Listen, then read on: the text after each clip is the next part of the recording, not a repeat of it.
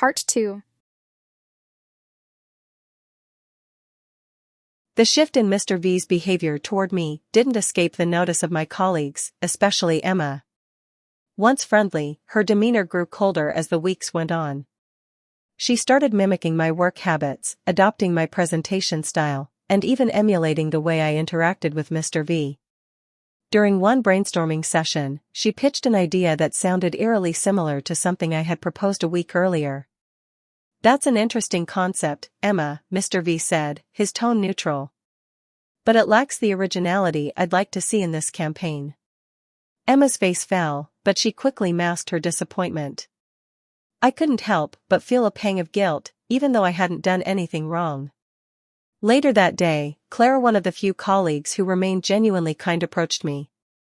"She's clearly jealous," Clara whispered, nodding toward Emma, who was glaring at me from across the room. "Don't let it get to you." I sighed. It's hard not to notice. I didn't ask for any of this attention. Clara smiled sympathetically. "Just keep being you. People like Emma always reveal their true colors eventually." One afternoon, I received a message from Jean. "Mr. V would like to see you in his office to discuss your progress on the campaign." My heart raced as I made my way to his office. The idea of being alone with him always made me uneasy, not because I feared him, but because his intense presence was both intimidating and oddly thrilling. "Come in," he said when I knocked, his voice calm but commanding. I entered, closing the door behind me. He gestured for me to sit across from his massive desk. "Miss Yn," he began, his gaze piercing. "Your work on this campaign has been exceptional. But this next phase is critical. I need you to take the lead on developing the visuals for our flagship event." I blinked, stunned. "Me? Lead?" "Yes," he said firmly. "You've proven yourself capable. I trust you can handle it." His words sent a surge of pride through me, but they also came with an overwhelming sense of responsibility. "Thank you, sir. I won't let you down," I said, my voice steady despite my nerves. "Good," he replied, his lips twitching into the faintest hint of a smile.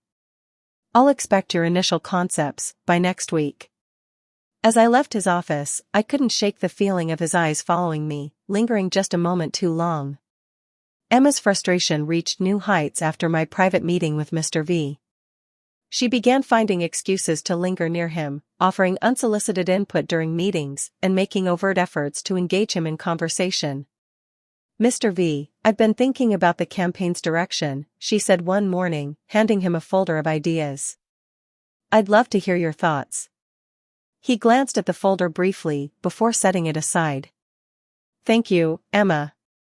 I'll review it when I have time." The dismissal was polite but clear, and Emma's forced smile faltered. Clara leaned over to me during lunch later that day, her voice low. "Did you see how hard she tried? It's almost painful to watch." I frowned.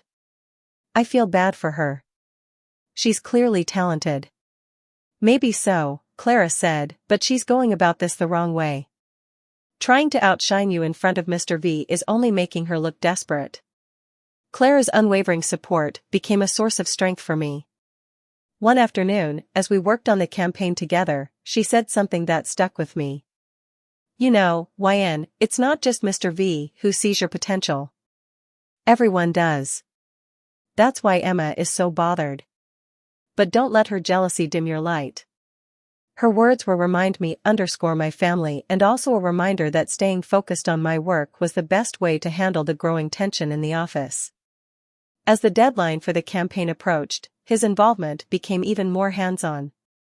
He continued to challenge me, his critiques sharp but constructive.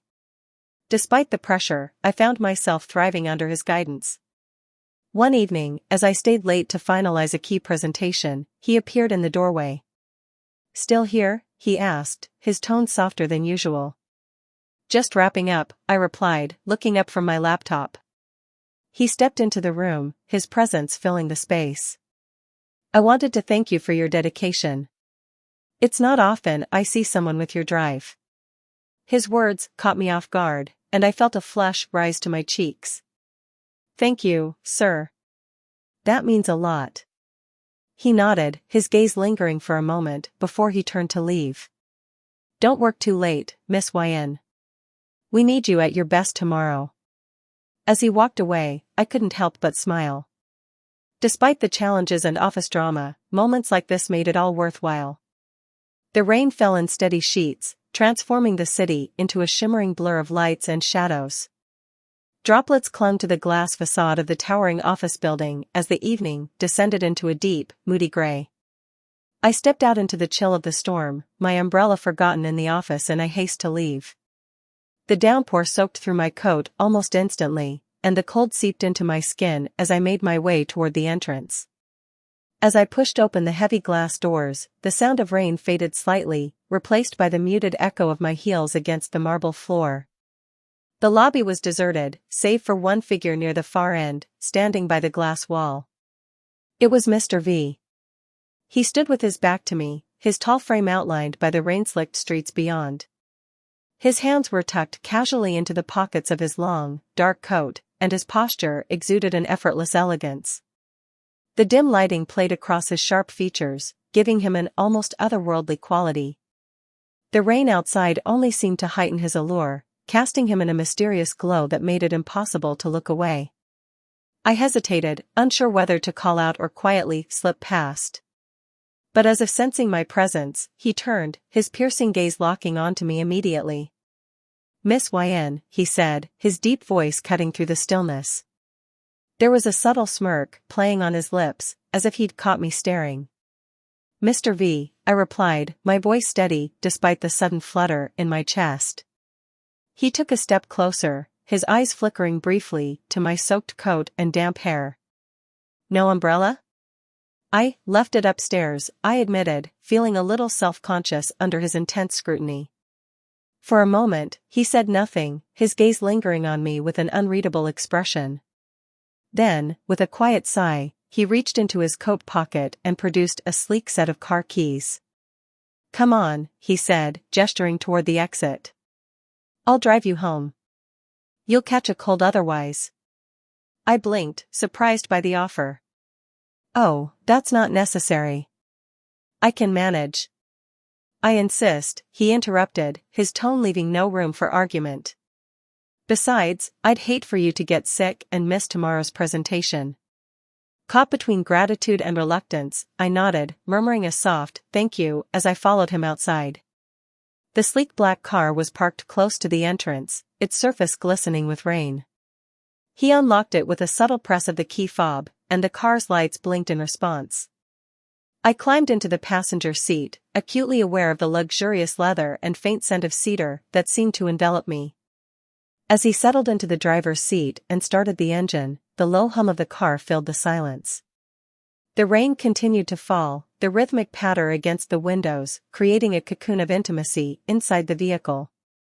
For the first few minutes, neither of us spoke.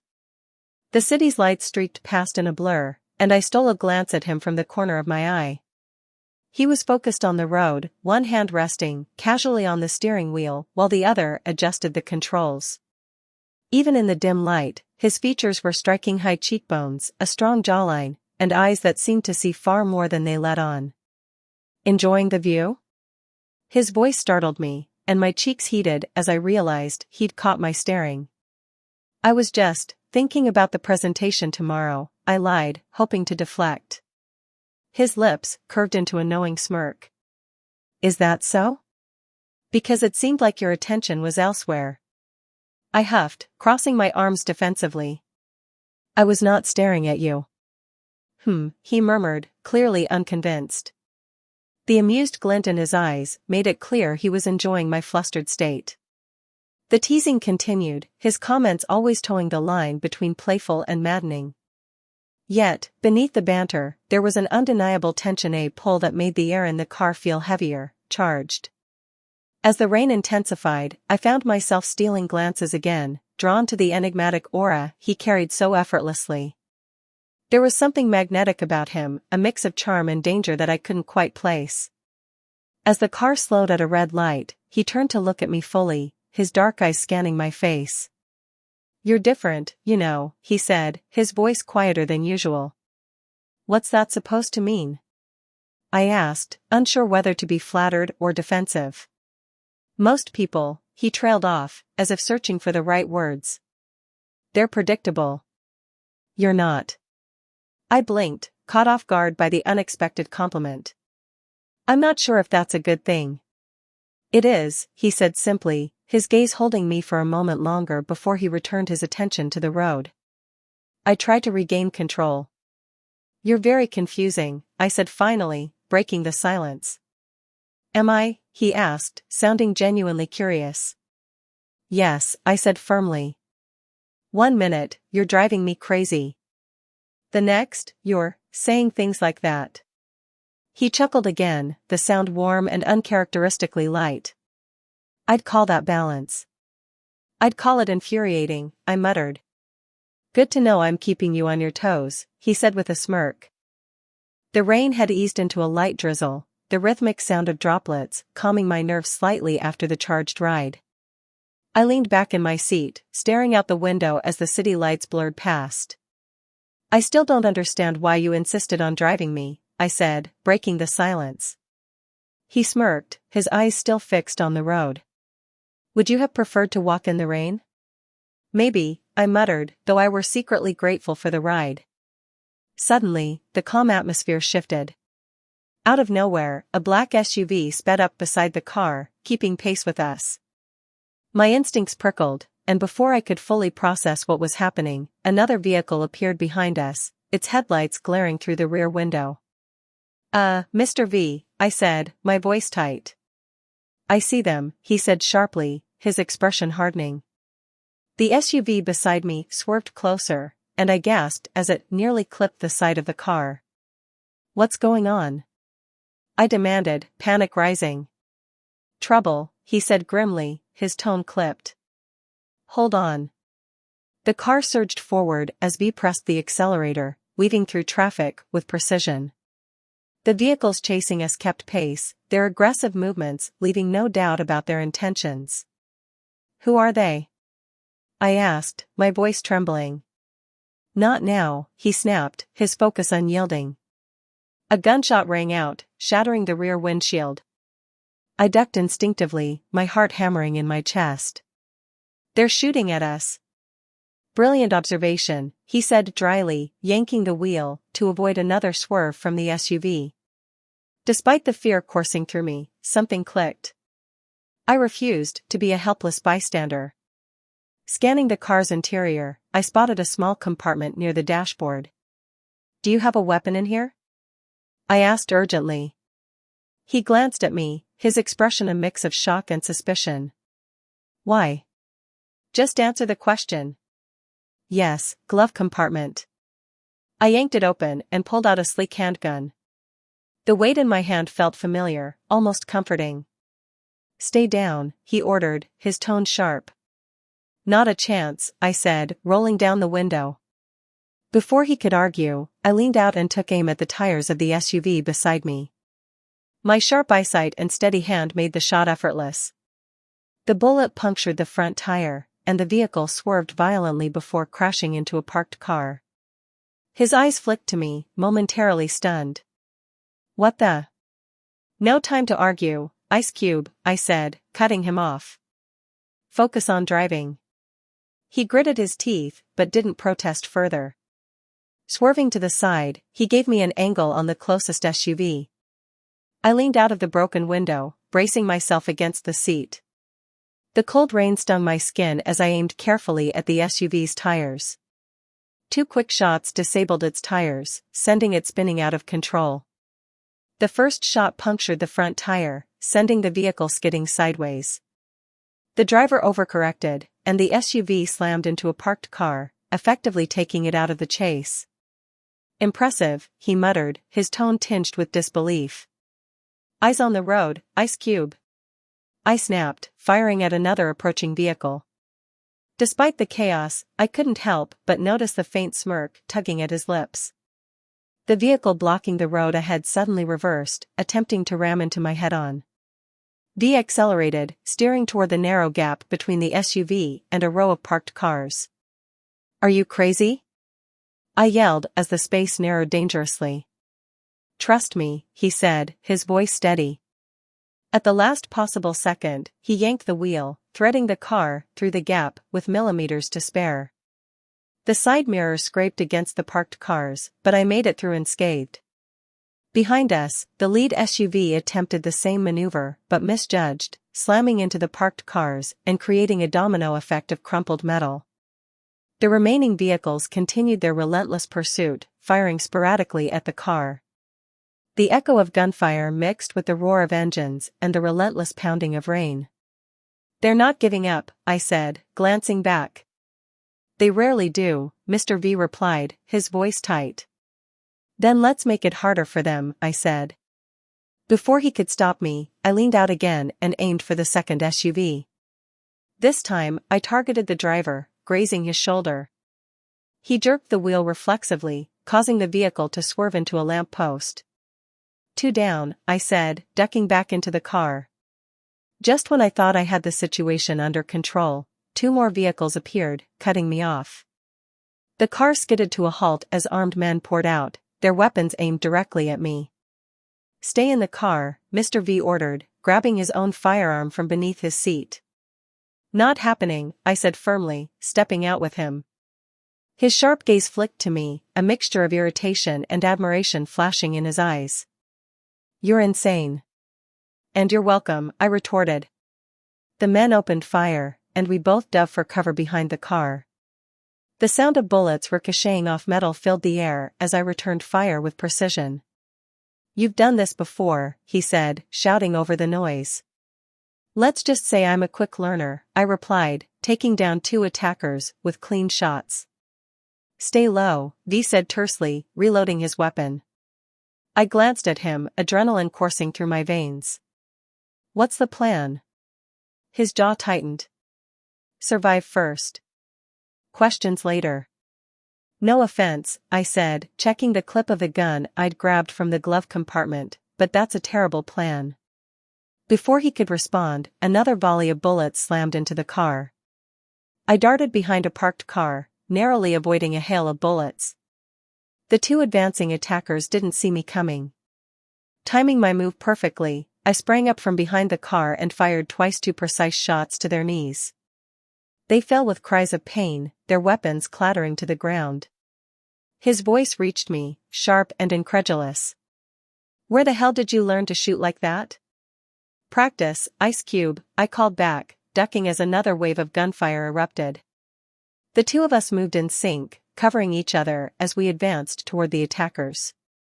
V's combat skills were undeniable, but I couldn't help but notice the way he occasionally glanced at me, as if re-evaluating everything he thought he knew about me. When one of the men tried to flank me, I spun and delivered a swift kick to his chest, disarming him before firing a shot that grazed his shoulder. V whistled low. Remind me never to underestimate you again.